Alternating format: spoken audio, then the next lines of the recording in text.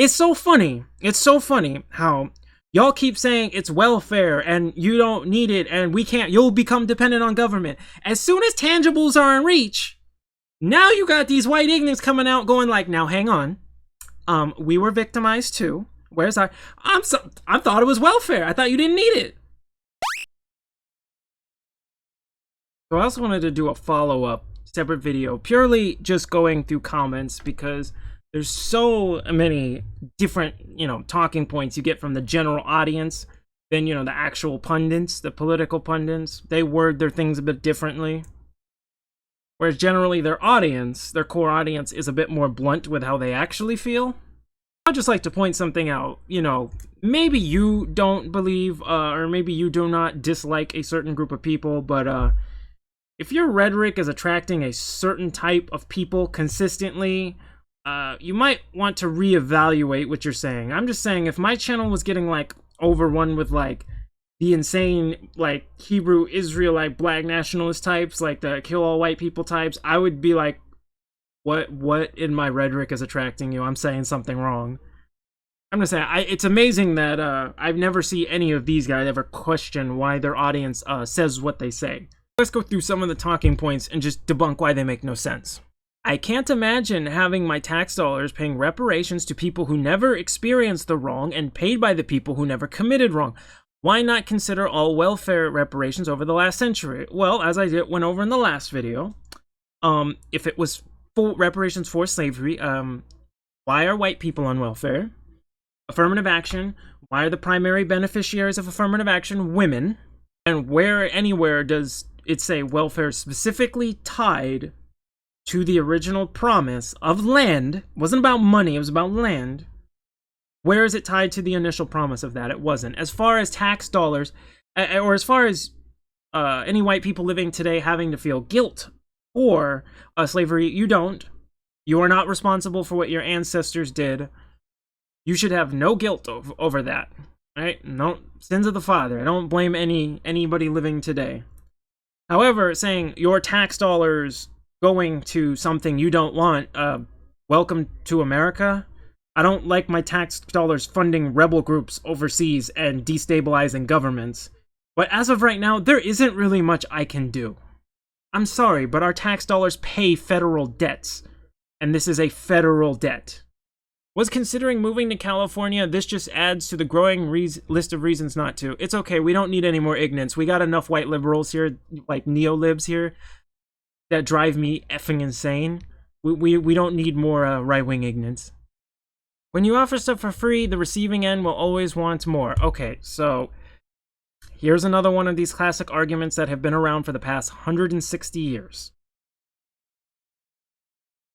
Again, Andrew Johnson and the Democrats argued this in the 1800s.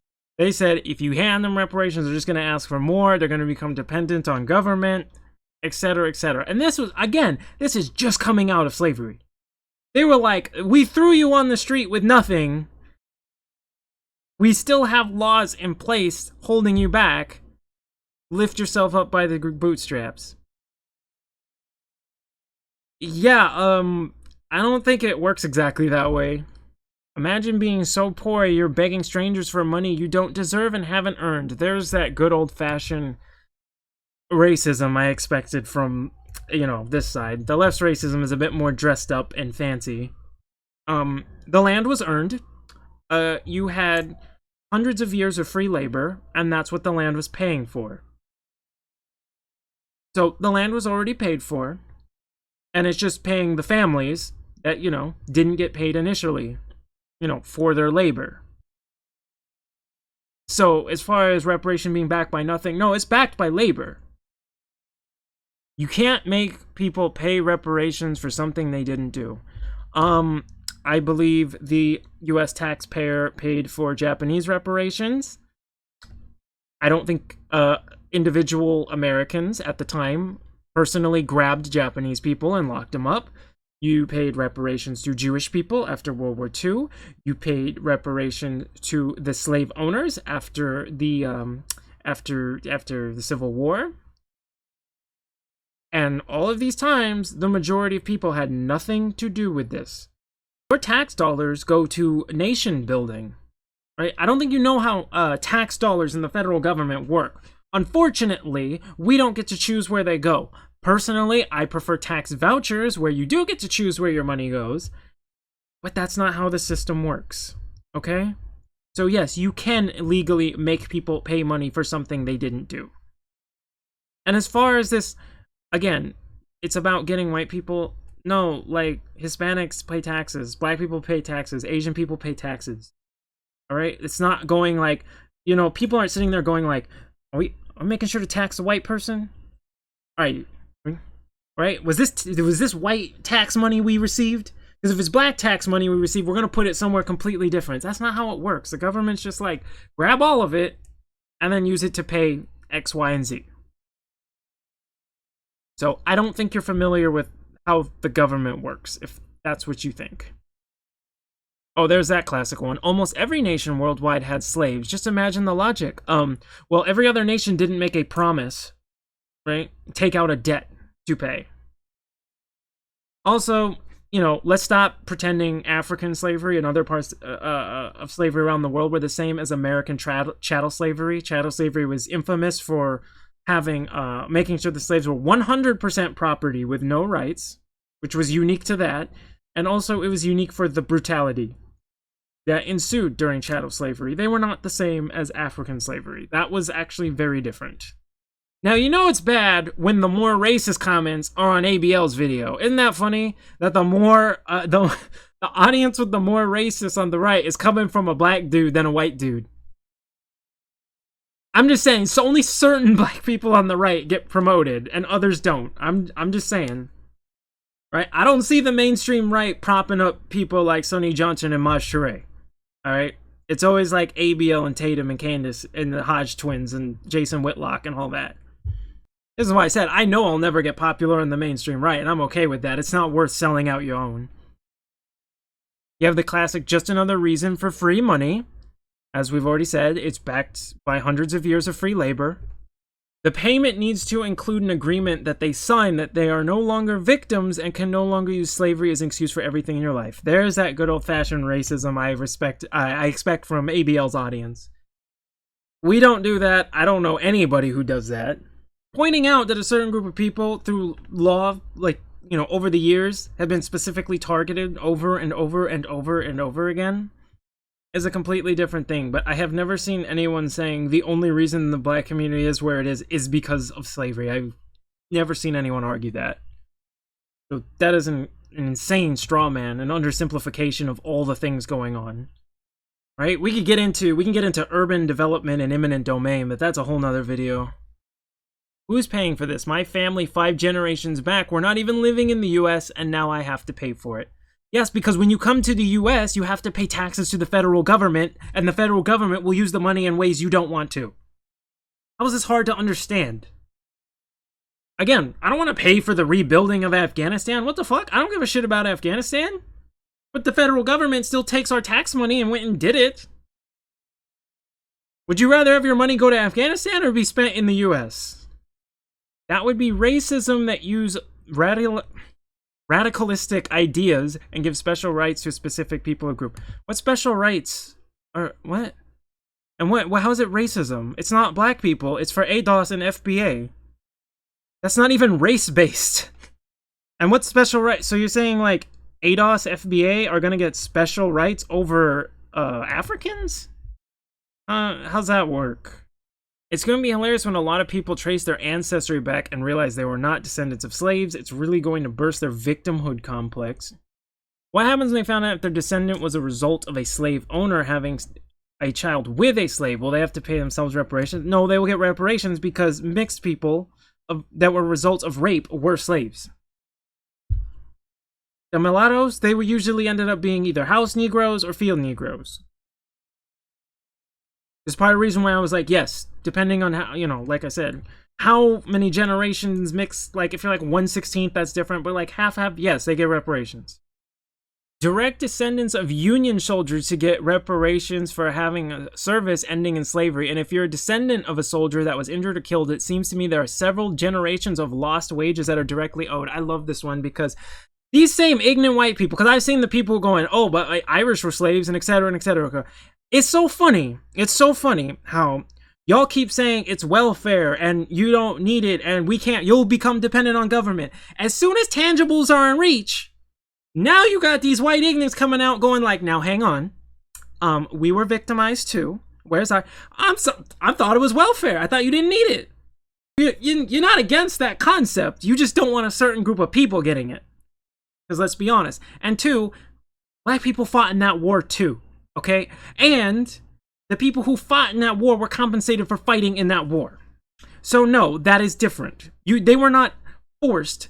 Those Union soldiers were not forced to fight in that war. Well, to an extent they are with conscription. I get that. But they received compensation is what I'm trying to say. They fought with, you know, like I said, compensation on the table. Slaves got no compensation for anything they did, despite how much effort they put into building this country. Should people who immigrated to the U.S. recently, or who entered the U.S. illegally, pay reparations? Well, if you're here illegally, you should be yeeted. I'm pretty strict on immigration. What about all the injustice done to Chinese railroad workers, the Indians who lost their lives in land? One group more deserving than another? Well, no, there's no contract for those people. So if Chinese Americans want some form of compensation for anything that happened during the, you know, whatever going on with the railroad, they would have to take that up with the federal government. Because as of right now, they don't have any sort of, you know, contracts, documents, etc. They would have to come together and, you know, form some kind of, you know, group to go take their demands to the government. See, this is like a non-argument. They just pulled this out of nowhere. See, it's stuff like this that causes division, which in turn causes contempt, anger, and which then leads to even the most moderate of citizens to develop racist views. Imagine being so fragile that seeing a group of people getting what was historically owed to them causes you to develop racist views. No, you already had those views. Right? You didn't develop them based on this. And this I was talking about with another guy. They were like, yo, if it comes, right, and when you get the land, or you know, you get a check equivalent to the land, buy guns.